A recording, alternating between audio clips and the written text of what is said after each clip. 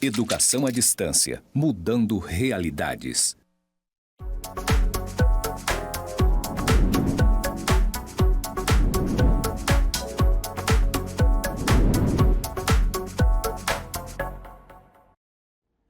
Olá, alunos! Bem-vindos a mais uma aula da disciplina de Filosofia da Educação. Eu me chamo Renata Nobre, estou como professora formadora pela UAB e nesse momento eu estou aqui nos estúdios do IFRO Campus Porto Velho, Zona Norte, para tratar com vocês um pouquinho, sobre essa disciplina, continuar falando sobre a disciplina de Filosofia da Educação. Vou ambientar vocês onde eu estou. Eu estou aqui no estúdio com a parede atrás branca, com umas letras grandes verdes, escritos EAD Mudando Realidades, e eu, uma mulher branca de cabelos cacheados, usando óculos, vestindo uma roupa preta com colete bege, estou com o cabelo amarrado. Então eu espero que você goste e vamos lá, vamos continuar. O nosso tema dessa nossa aula vai ser sujeitos do processo educativo, o educador e o educando e a praxis. No processo educativo, dois protagonistas são essenciais, o educador e o educando. Cada um deles desempenha papéis bem distintos, e complementares ao mesmo tempo. Por quê? Vamos grifar isso aqui e aí a gente já faz os comentários. Que são fundamentais para o desenvolvimento integral do aprendizado. Então vamos lá. Quando nós temos o educador e o educando, nós temos dois sujeitos, Cada um com as suas histórias, cada um com o seu desenvolvimento de aprendizagem e, principalmente, como foi dito na aula anterior, cada um com seu senso comum e crítico desenvolvido. Só que cada um desses sujeitos compõe o aprendizado geral, mas contribuindo com a forma com que sabe e com as habilidades que já desenvolveu. Eu nunca posso comparar um educando com o desenvolvimento, de repente, cognitivo de um educador.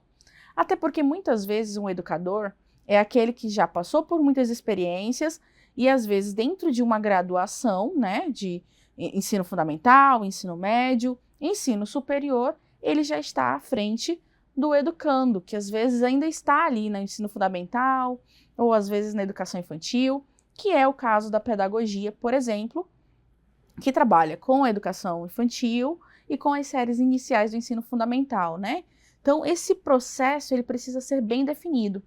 E essas definições, elas são importantes porque são papéis distintos, como eu estou falando para vocês, mas complementares, porque sem o educando não existiria o educador.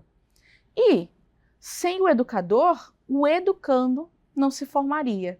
Então, se complementam.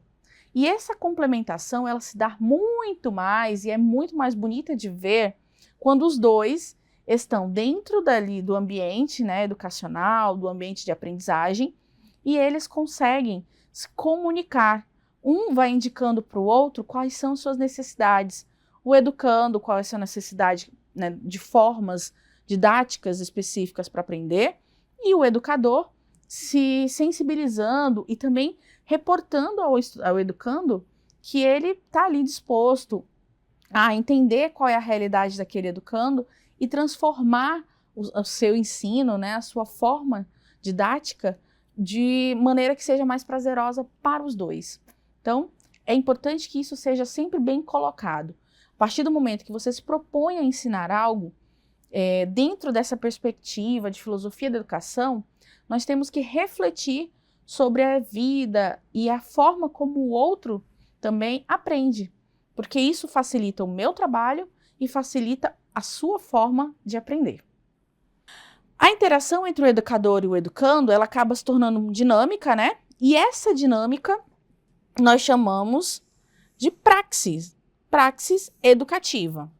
A praxis é o conceito de ação, reflexão e ação em que a teoria e a prática se entrelaçam de maneira contínua. Eu acho muito interessante destacar essas três palavrinhas, sendo que duas estão repetidas. Ação, reflexão e ação. Quando eu estou agindo aqui com vocês nesse vídeo, eu estou tentando externar, né, o máximo de conhecimentos que eu posso dentro de um curto espaço de tempo. O que vocês estão fazendo é refletindo sobre o que vocês estão aprendendo, ouvindo aqui nesse momento. Mas o próximo passo, que é uma nova ação, depende de vocês, não apenas do professor. Por quê? Dentro do processo de praxis, sendo um processo interativo, como eu acabei de ler, é um processo em que você vai trazendo o que você tem de conhecimento com o que você ouviu daquele professor, a sua reflexão e o que você vai fazer com o que você, né, desenvolveu nesse momento. Bem complexo, a cara da filosofia, mas super importante é que você saiba, tudo que você aprende dentro de um processo educacional, a forma mais prazerosa de você fixar esse conhecimento é agindo, transformando esse conhecimento em ação e ação positiva. Então vamos lá. Eu sei ler, né? Vou trazer para um exemplo bem prático e bem simples. Eu sei ler, eu adoro fazer leitura. Como que eu vou poder desenvolver aí a habilidade de leitura em outras pessoas? Aí eu estou nesse momento refletindo sobre isso. Como que eu vou poder desenvolver a habilidade de leitura em outras pessoas? Pronto, surgiu uma ideia. Vou fazer uma roda de leitura. Se eu vou fazer uma roda de leitura, eu vou partir para a ação. E essa ação é que transforma o meu conhecimento. Faz com que o meu conhecimento, que era algo teórico, se transforme em algo prático e, né, ele vá criando novas ramificações. Então, isso é praxis. Isso é o que nós vivemos dentro da educação. E aqueles que realmente gostam, né, de transformar a educação em praxis. Então, como foi dito, né, a praxis ela significa atividade e ação. E foi Aristóteles que consagrou a praxis como um termo filosófico, para assim poder designar as ações intransitivas ou morais que têm em si o mesmo sentido completo ou pleno, como, por exemplo, ação de ver, julgar, dançar. Ao mesmo tempo, né, que Aristóteles traz esses significados interessantes para a nossa praxis, ele está falando de uma forma muito abrangente, né? Dançar, julgar, enfim. Quando nós trazemos isso para a educação, nós temos consciência de que as nossas limitações, até de ações, elas acontecem. Mas dentro das nossas limitações, elas precisam ter trabalhos, né? Precisam ser desenvolvidas melhor através, principalmente, do que nós chamamos de complemento de conhecimento. Não adianta você, que é um estudante, está aprendendo, achar que apenas assistir a um momento, né, uma aula, uma videoaula, vai ser suficiente. Você precisa agir, você precisa buscar outras referências. Não é apenas aquilo que o professor falou, sempre a gente tem que buscar melhorar, sempre nós temos que buscar outros momentos, outras formas de aprender. Isso vai construindo esse conhecimento. É o que a praxis tem para nos oferecer e dentro de uma forma muito resumida mesmo, muito básica, é o que Aristóteles queria. Que houvesse essa liberdade, né?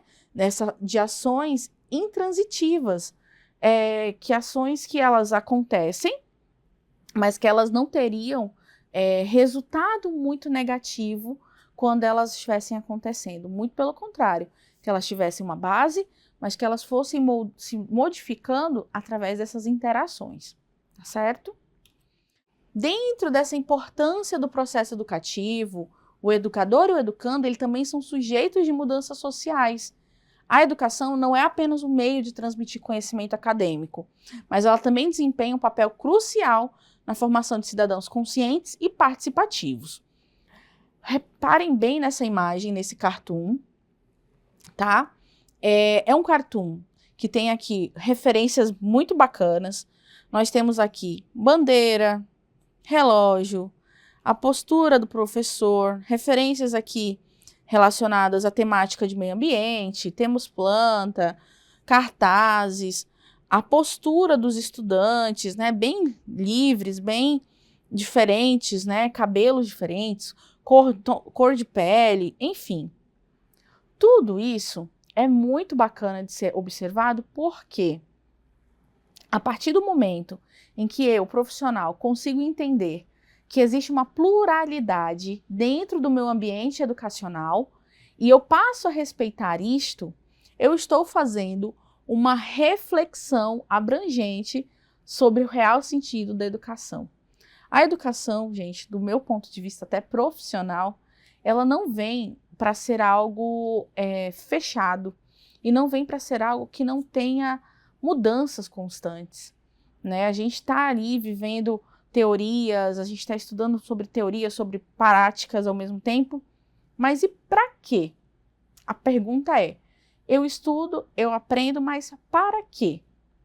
E aí a resposta é para fazer mudanças sociais. Quando eu falo em mudanças sociais, eu posso partir do princípio básico. A primeira mudança que eu quero fazer quando eu estou aprendendo alguma coisa, quando eu estou, por exemplo, fazendo uma faculdade, né, um curso superior. A primeira mudança que eu quero fazer é em mim, né? É o meu ser deixar de ser algo simples, deixar de ser alguém que tem conhecimento básico para ter um conhecimento um pouquinho maior, um pouquinho mais avançado, que é um conhecimento de ensino superior.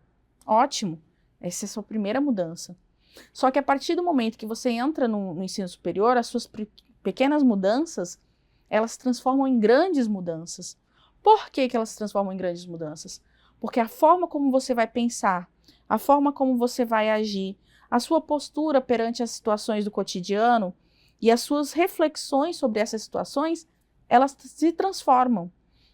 Elas se transformam porque você vê as coisas a partir, né, na verdade, de um senso crítico, que você vai estar inserido num ambiente que te apresenta diversas teorias, diversos autores, diversos conhecimentos diferentes, e que vai fazer com que os teus sensos comuns sejam muitas vezes, né, pautados ali e questionados mesmo, se de fato é daquela forma que você pensava ou se você pode desenvolver melhor.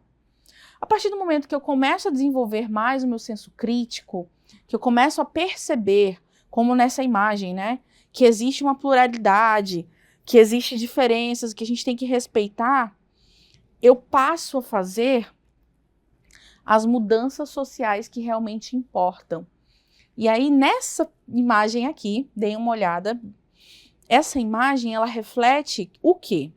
Nós temos aqui um quebra-cabeças, né, que vai se interligar e vai dizer que pessoas diferentes, né, são representações de pessoas diferentes, vocês podem ver por cores, embora seja o mesmo formato, mas são cores diferentes. Então, são pessoas diferentes que se complementam. Ou seja, dentro do processo prático, dentro do processo de desenvolvimento humano mesmo, a partir do momento que eu vou fazendo essas pequenas mudanças sociais, esses grupos, né, que são diferentes, são de pessoas que estão cada uma trabalhando para mudar a sua vida, quando se reúnem, a tendência é que eles mudem o mundo. Então, a ideia desse processo todo é fazer com que as mudanças sociais elas não beneficiem uma pessoa, mas elas beneficiem diversas. Então, como eu disse, a primeira pessoa que muda quando a gente quer mudar, realmente quer crescer, quer se transformar, quer aprender mais, somos nós. Mas o que nós fazemos com esse conhecimento começa a mudar outras pessoas. O segundo estágio, vamos dizer assim, mais próximos a nós, né, quando nós temos conhecimento um pouquinho maior, são os nossos familiares. Eles começam às vezes, a se inspirarem em nós. Depois a gente começa a dar um pouquinho mais de qualidade de vida para eles. Eles começam a querer também se transformar educacionalmente e crescer, né, nesse perímetro da educação. E isso vai transformando outras vidas. Então, essas pessoas levam para os amigos, levam para outras pessoas que elas conhecem essa vontade, essa garra, e isso vai transformando. A mesma coisa, gente, eu gosto sempre de fazer comparações com coisas que acontecem naturalmente não, né? Que acontecem na nossa vida, que a gente pode refletir melhor. E filosofia é isso, refletir constantemente, né? As guerras, por exemplo, eu assisti um documentário que falava exatamente sobre isso. A mente humana transformando as guerras e elas tendo o poder de acabar com elas, né, com essas guerras. Às vezes a guerra ela começa de uma coisa pequena, uma divisão de terra, vamos dizer, um território que era para ser de um país, é de outro, e quem que vai se comunicar sobre essas divisões? São pessoas com mentalidades diferentes, com, né, opiniões diferentes, e que muitas vezes não conseguem conversar, não conseguem entender que são pessoas diferentes, ou uma quer ser mais poderosa do que a outra, e isso vai, né, deixando o ego das pessoas inflado. Aí é um ponto. Só que essas duas pessoas teriam capacidade de fazer mudanças e guerras e pilotar diversos aviões, diversos carros-tanques e jogar diversas bombas? Não. Elas precisam transformar a mente de outras pessoas e fazer com que essas outras pessoas acreditem nelas, acreditem no que elas estão falando. E isso acaba sendo ruim, né? Olha só o poder dessa filosofia, o poder que esse processo, né, que é educativo, não deixa de ser um processo educativo, não para o bem, mas de repente para uma coisa ruim, acaba fazendo. Então, ao invés dessas pessoas transformarem um pensamento, um momento em algo bom, eles acabam fazendo isso de forma ruim. E aí, essas outras pessoas acabam se comunando ali para que, né, haja uma guerra, sendo que eles não precisavam passar por esse processo, sendo que a comunicação seria o melhor para eles. Mas por que eles conseguem fazer essa mudança toda? Porque as pessoas se permitem ouvir a opinião do outro e elas agregam a opinião do outro nas suas vidas. O senso comum. Porque se essas pessoas que ouviram esses comandos tivessem um senso crítico sobre as situações, viriam que não tem por que ter guerras. Uma reflexão básica sobre o que vocês veem possivelmente, constantemente, na internet, nos jornais, falando sobre as guerras. E às vezes a gente se questiona, por que isso está acontecendo? Às vezes é por conta da falta de comunicação e pelo pouco desenvolvimento do senso crítico. Isso aqui, ó, na educação, que é algo muito importante, deixa de ser trabalhado também e passa a ter uma transmissão de conhecimentos que são conhecimentos ali básicos, né? São pessoas que às vezes não têm uma aceitação ou não têm acesso de fato à educação como deveriam. Então, trazendo agora para a nossa realidade da educação acadêmica, nós não temos uma educação também que seja completa. É sempre importante colocar isso. A educação, ela não é apenas um meio de transmitir conhecimento, mas ela também desempenha um papel crucial na formação do cidadão consciente e participativo. Ou seja, o cidadão, né, o indivíduo, ele começa a participar, ele começa a desenvolver suas atividades a partir do momento em que ele se sente pertencente àquele ambiente. Então, a partir do momento que eu começo a interagir com as pessoas, que eu começo a verificar as teorias na prática, eu começo a querer mudar algumas coisas que eu não considero corretas. E para você refletir um pouco mais sobre esses conceitos apresentados e principalmente sobre praxis, também tem aqui 2 links, né, bem interessantes. Um é de um vídeo de um professor que vai conceituar a praxis e vai explicar um pouquinho como que é, né, o conceito da praxis na história, na educação, como que funciona. E o outro é uma entrevista com o professor Celso Vasconcelos sobre gestão de sala de aula. E esse vídeo ele vai trazer uma reflexão bem grande sobre como que é a postura que o professor deve ter em sala de aula para levar em consideração, né, essa multipluralidade, né, de ideias, de posturas filosóficas dos estudantes, né, dos educandos e também a forma como os educadores podem estar melhorando assim sua qualidade de gestão de sala de aula. Não é algo específico para quem que se trabalha filosofia, né? Mas é algo geral. A gestão de sala de aula, ela melhora muito a partir do momento que eu consigo lidar com as diferenças. Então, eu consigo entender a relação do educador com o educando e a forma como eles se comportam em sala de aula, eu consigo gerir melhor minha sala, tá certo? Então, eu espero que você goste dessa aula, você aprenda bastante com ela e te espero na próxima.